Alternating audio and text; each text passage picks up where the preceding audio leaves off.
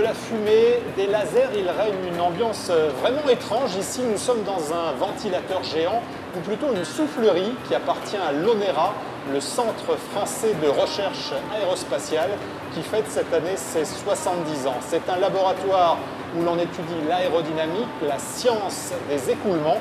Et pendant 26 minutes, je vous propose une balade dans ce mystérieux temple des courants d'air. Allez, bon vent pour ce carnet de vol spécial ONERA. Attention, ça va décoiffer.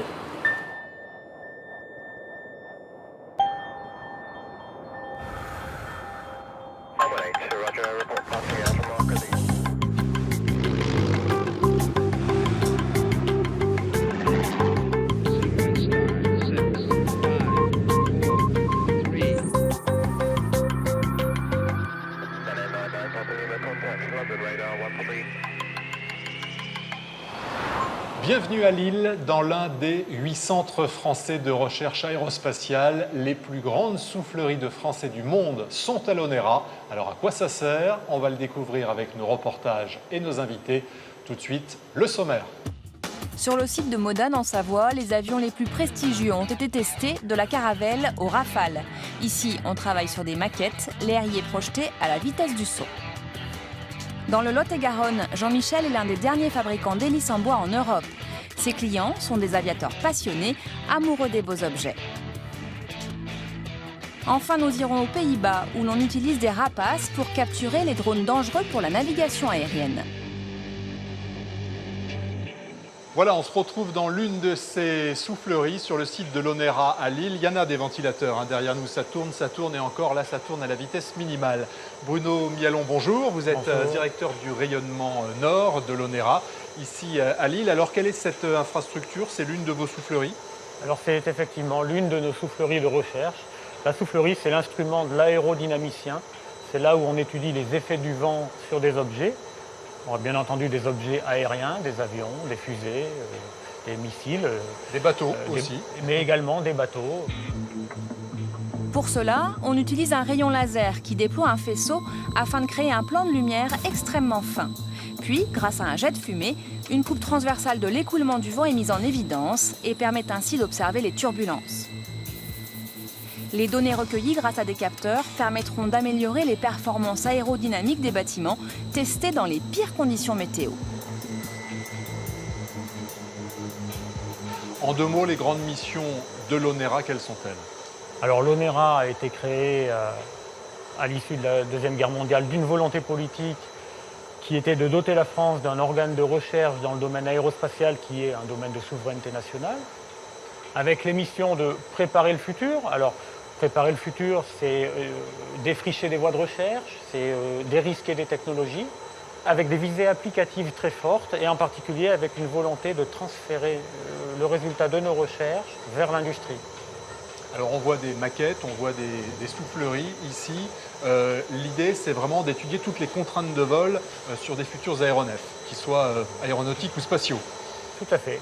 Nous travaillons pour le secteur de la défense, bien sûr, puisque nous sommes sous tutelle du ministère de la Défense. Mais nous travaillons également pour le secteur civil, l'Airbus, Ariane. Et bien entendu, on prépare maintenant l'avenir à 20, 30 et même 50 ans. À très long terme. Bruno, merci. On va vous retrouver un petit peu plus tard dans l'émission. Je vous propose à présent de découvrir un autre type de soufflerie, un peu plus loin, juste à côté. Et c'est une soufflerie verticale.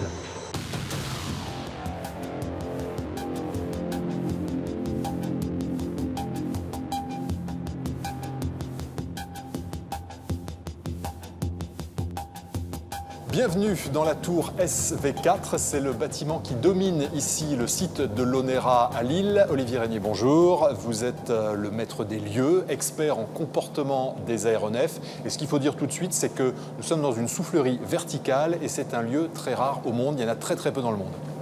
Absolument. On en connaît quelques-unes dans le monde, aux États-Unis, en Russie également. Il faut voir aussi que c'est un moyen d'essai destiné à des essais très particuliers où on va s'intéresser à une trajectoire d'un avion, d'un objet, d'un aéronef, essentiellement verticale.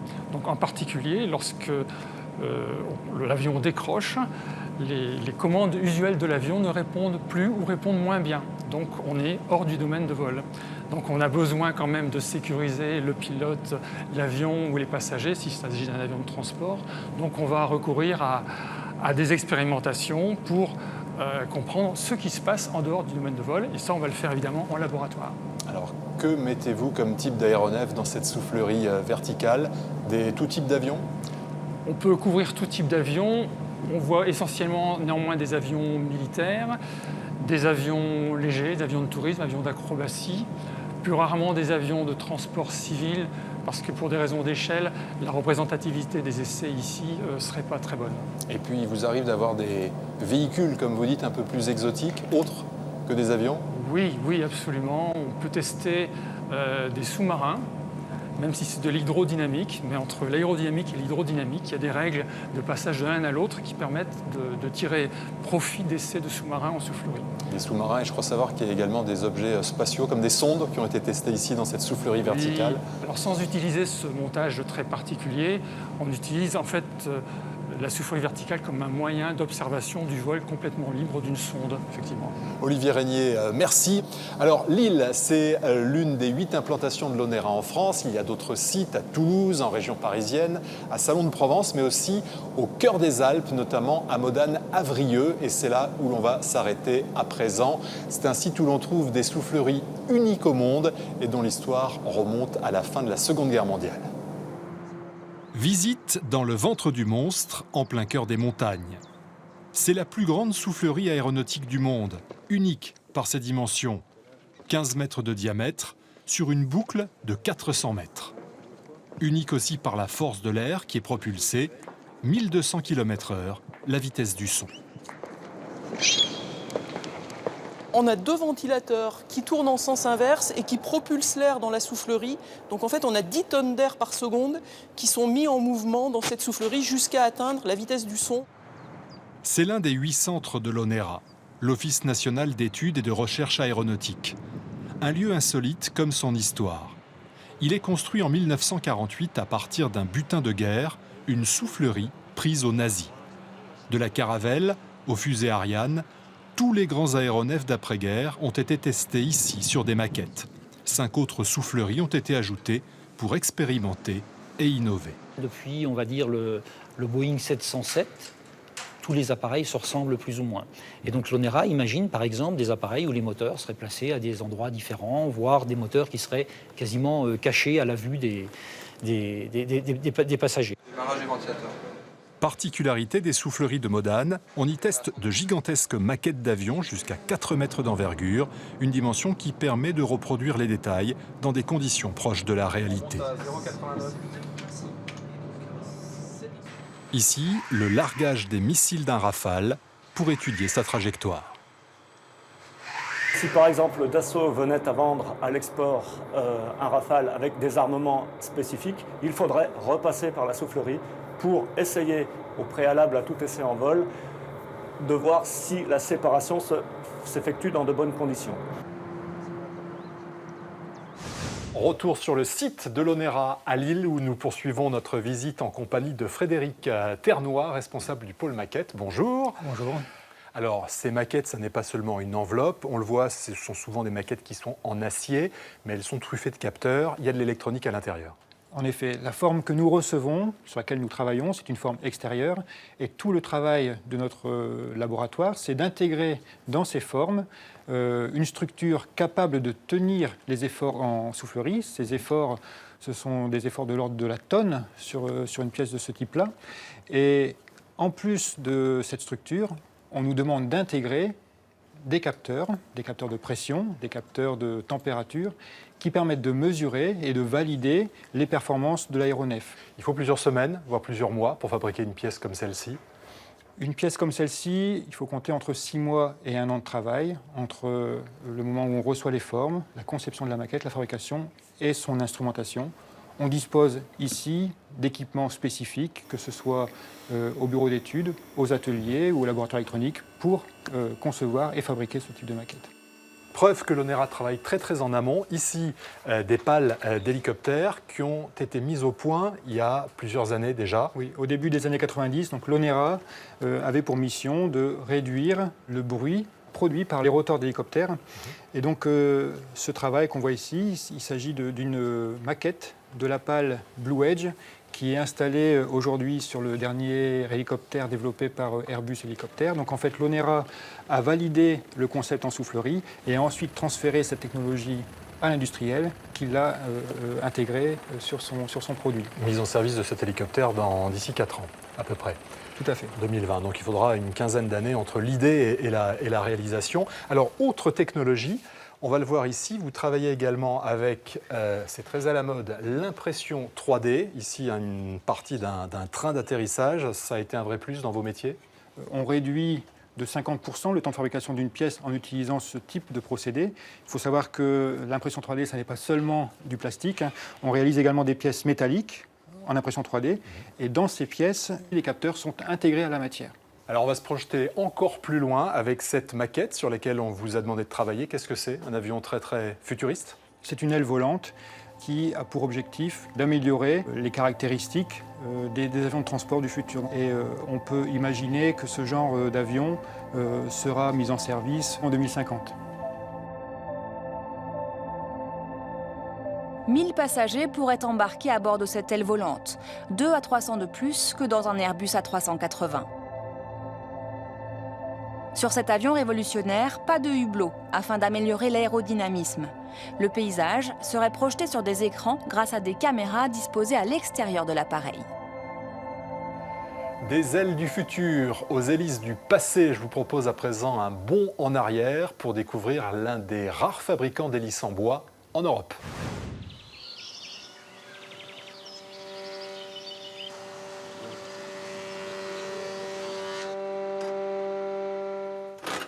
C'est vraiment l'opération de début. Eh ben, je vais fixer ce gabarit qui va me permettre de découper la silhouette de l'hélice.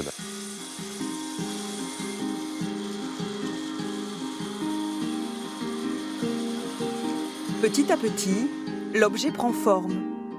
De 3 planches naît une hélice. Des planches de hêtre que Jean-Michel sélectionne une par une. Il va les chercher dans les forêts de terre calcaire de Villers-Cotterêts dans l'Aisne. C'est ce qui fait la qualité du bois. Le même hêtre qui pousse dans les Pyrénées n'a pas du tout les mêmes qualités mécaniques.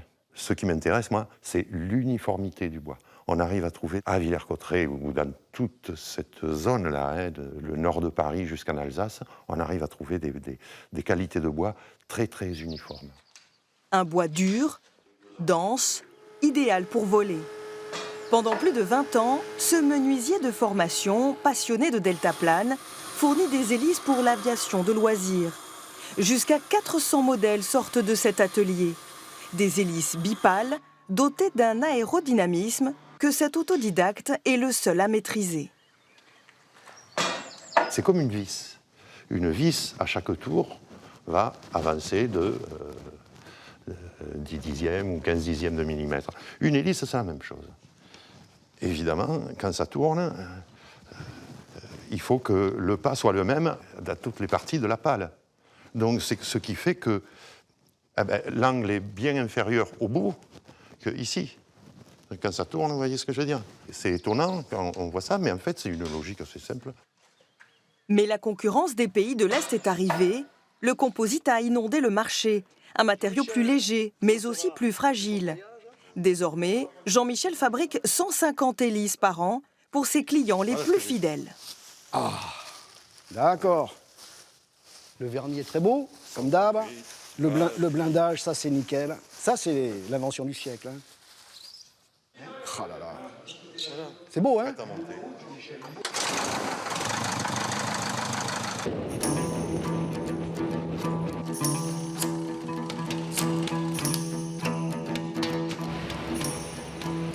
Ok.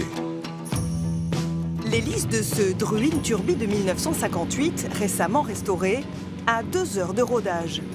Son propriétaire voulait absolument une hélice en bois, un bel objet qui procurent des sensations de vol inégalées. Une hélice métallique, surtout dans les basses puissances, va être très rigide. Comment dire, peut-être comme la suspension d'une voiture de sport.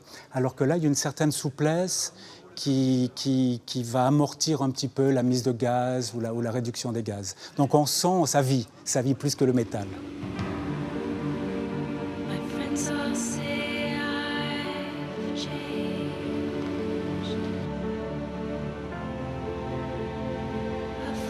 Les hélices de Jean-Michel Cadéan sont de plus en plus rares dans le ciel. Mais celles qui volent sont uniques.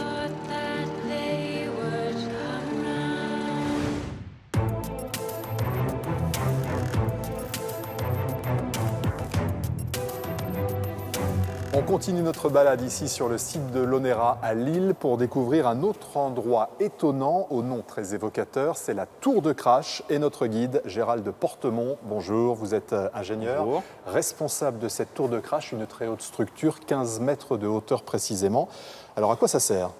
Alors, la tour de crash permet d'étudier la tenue des structures aéronautiques soumises à des chocs ou à des impacts, à des vitesses très très rapides. Eh bien, je vous propose tout de suite de faire un essai pour voir concrètement comment fonctionne cette tour de crash.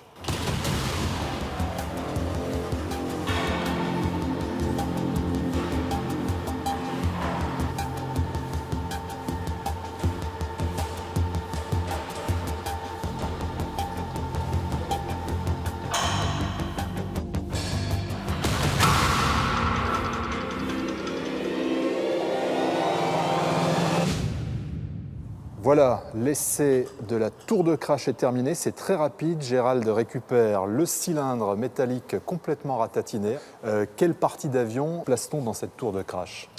Donc, on place des structures de plus grande dimension, de quelques mètres, donc 2 mètres sur 2 environ maximum. Donc, comme ce type de structure que vous pouvez voir ici, pour être représentatif d'une vraie structure. Alors là, on a bien compris la force du crash avec vraiment la structure qui a été aplatie, mais vous travaillez pour bien comprendre ici également sur l'impact, par exemple l'impact de la grêle sur une carlingue, sur un morceau d'avion. Donc on dispose de plusieurs moyens pour pouvoir étudier les impacts de grêle ou de choc à l'oiseau. Donc on a différents lanceurs à air qui permettent de propulser ces projectiles sur des structures donc de grande dimension, où là la vitesse est nettement supérieure, elle est de l'ordre de 200 mètres par seconde, contrairement aux essais de type crash qui sont plutôt de l'ordre de 15 mètres par seconde.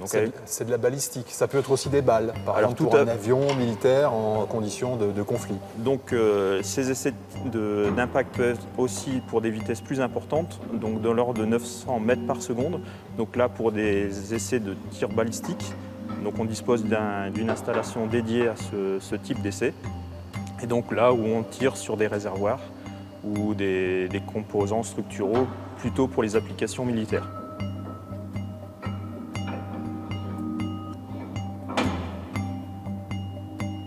La balle transperce ce morceau de fuselage à la vitesse de 400 km/h.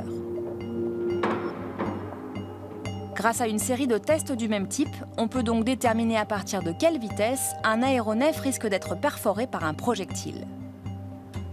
On va retrouver le ciel à présent et des drones en vol, direction les Pays-Bas, où la police néerlandaise teste depuis quelques mois un dispositif anti-drone très particulier avec des aigles, des rapaces qui sont chargés d'intercepter ces engins volants pour assurer la sécurité des avions de ligne.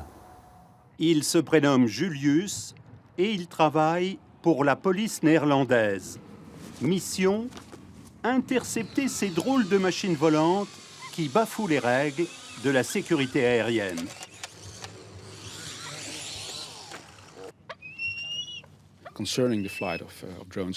Les dangers et les risques liés aux drones augmentent.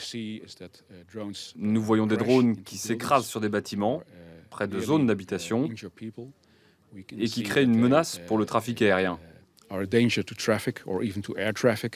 Avantage de ces aigles dressés par un fauconnier, leur capacité à neutraliser le drone et surtout à le déposer de manière sécurisée sur le sol. L'aigle va considérer le drone comme une proie. Après avoir intercepté l'engin, nous le récupérons et puis nous récompensons l'aigle avec un morceau de viande. l'éloigner de quelques mètres. Une technique qui fait sourire ce spécialiste des drones.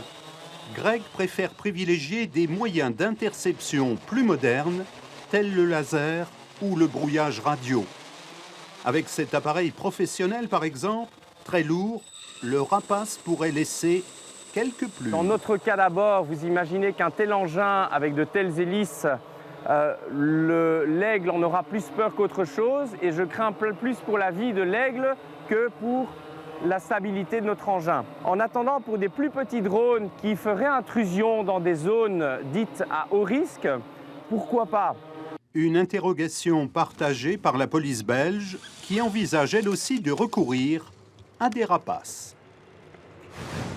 Nous poursuivons notre visite de l'ONERA à Lille. Nous voici à présent dans un autre bâtiment, le B20, un bâtiment très vaste, une vingtaine de mètres de hauteur de plafond. Et c'est ici qu'est installé le générateur de rafale de vent. On y fait voler des drones.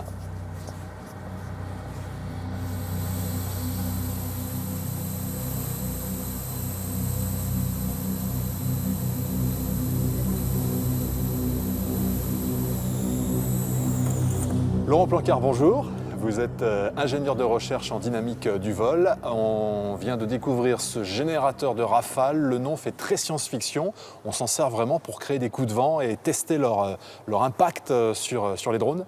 Oui, bien sûr. En fait, le générateur de rafale est en fait une soufflerie. Donc, il y a de gros ventilateurs en dessous qui permettent de créer un vent calibré. Et ce vent calibré va nous permettre de créer des modèles de comportement précis du drone, mais aussi de valider les concepts qu'on va développer dans le futur. Alors il y a quelque chose de très très intéressant dans vos recherches, c'est que l'idée c'est de vraiment anticiper, c'est de faire en sorte que le drone prévoit le vent. Oui, parce qu'en fait le vent est une forme d'obstacle très spécifique. Un obstacle, ça se voit. Le vent, c'est invisible. Donc il faut pouvoir le percevoir. Et donc la manière dont on va essayer de le percevoir, c'est de comparer via un modèle et via les mesures qu'il y a à l'intérieur du drone, le comportement que le drone a dans le vent et le comportement que le drone a en réalité. En faisant la différence entre les deux comportements, on peut mesurer le vent. Aujourd'hui, les essais expérimentaux, les tests physiques sont toujours nécessaires. On n'est pas passé au tout virtuel. Nous, en fait, on travaille dans la recherche, donc on nous demande toujours des choses novatrices. Et le modèle, par exemple, pour le drone, n'est jamais assez précis. Donc il faut faire des essais. Alors merci, il y aura encore des essais expérimentaux pendant de longues années. Merci. Merci.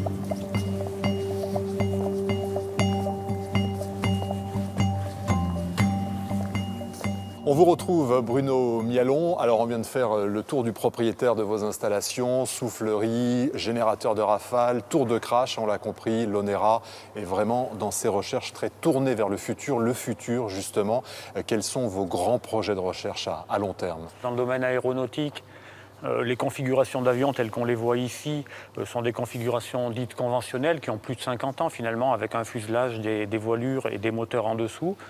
Et pour atteindre les objectifs qui sont fixés en termes de réduction de consommation, de réduction d'émissions polluantes, par exemple, ou de bruit, eh bien, il est nécessaire de changer le paradigme. Je citerai là-dessus le concept NOVA, par exemple, qui est le précurseur d'un moyen courrier à l'horizon 2030 à peu près, avec des voilures de grand allongement, des winglets vers le bas pour réduire la traînée. Des moteurs cachés ou en partie? Absolument, des moteurs à très grand taux de dilution qui sont embarqués sur l'arrière du fuselage et qui permettent ce qu'on appelle d'ingérer la couche limite pour réduire là aussi la consommation. Et puis également un fuselage ovoïde qui permet de gagner de la masse et à ce fuselage justement de porter, ce qui est aussi un concept tout à fait radical. Et un autre projet futuriste aussi, EOL. Alors EOL, effectivement, donc là on est dans le domaine du lancement aéroporté, du lancement réutilisable. Donc il faut réduire les coûts de lancement des satellites et EOL répond à cette problématique. En tout cas pour les microsatellites, c'est un projet qui est conduit en partenariat avec le CNES, sur lequel on développe le concept de drone qui va embarquer un lanceur en altitude et puis à ce moment-là, la mise sur orbite est réalisée par le lanceur à partir du ciel. Alors Bruno, autre projet pour demain sur lequel l'ONERA travaille, l'avion électrique. l'avion électrique, oui, à travers du projet Ampère, qui est un projet Onera et qui vise en fait à développer des concepts et de la technologie sur un avion à propulsion électrique distribuée. C'est-à-dire que le principe, c'est qu'on distribue plusieurs dizaines de petits moteurs électriques, finalement, le long de l'aile. Et puis, évidemment, il y a aussi beaucoup de technologies aérodynamiques pour faire fonctionner ces moteurs dans les meilleures conditions, donc générer des gains de consommation et des gains de masse également. Ce carnet de vol spécial Onera est terminé. Vous savez tout, ou presque, sur les essais en soufflerie, un aspect souvent méconnu de l'aéronautique et du spatial. C'est pourtant une étape indispensable à la mise au point des aéronefs, quels qu'ils soient. Et dans ce domaine, vous l'avez vu, la France a une vraie expertise. Merci aux équipes de l'Onera ici à Lille pour leur accueil et à bientôt pour de nouvelles aventures sur Terre et dans le ciel dans le carnet de vol.